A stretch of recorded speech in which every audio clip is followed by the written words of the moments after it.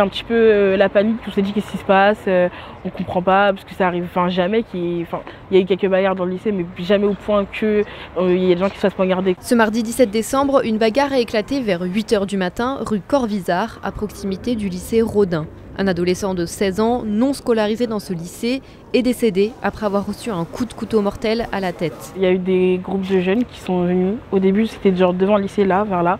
Et ils ont commencé un petit peu à gazer avec une lacrymogène, etc. à gazer quelques élèves. Et ensuite, ils sont descendus et vers devant, en face du parc René Le Gall.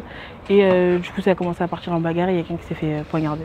Et donc, du coup, on a compris, vu que la CPE elle est sortie un petit peu en furie, et il y a les pompiers ensuite qui sont venus, mais on a su après, quand on était au lycée, qu'il était décédé du coup. J'étais en cours de sport.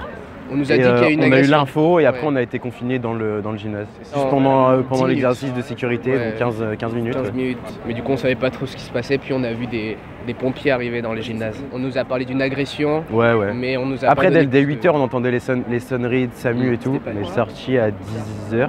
Ouais, il y avait des camions. Il y avait des militaires, la police, les pompiers. On est sorti par le collège, le lieu du lycée. Et est-ce qu'au lycée Rodin, il y a souvent des bagarres? Est-ce que c'est un lycée où il y a des bandes? Non, pas du tout. Jamais.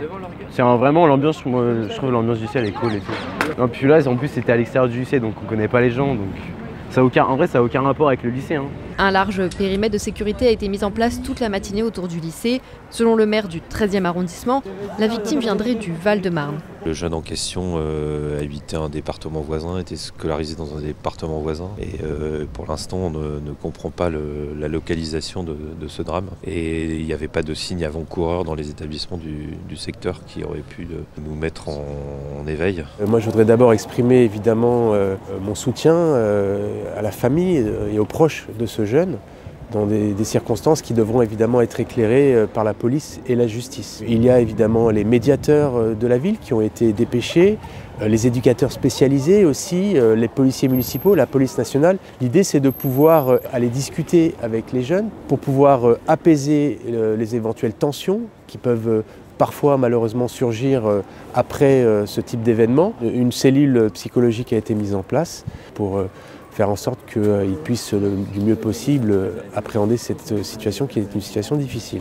Un seul des participants à la rixe a été interpellé par la police. Les autres ont pris la fuite. L'enquête, d'abord ouverte pour meurtre, a été requalifiée en assassinat par le parquet de Paris.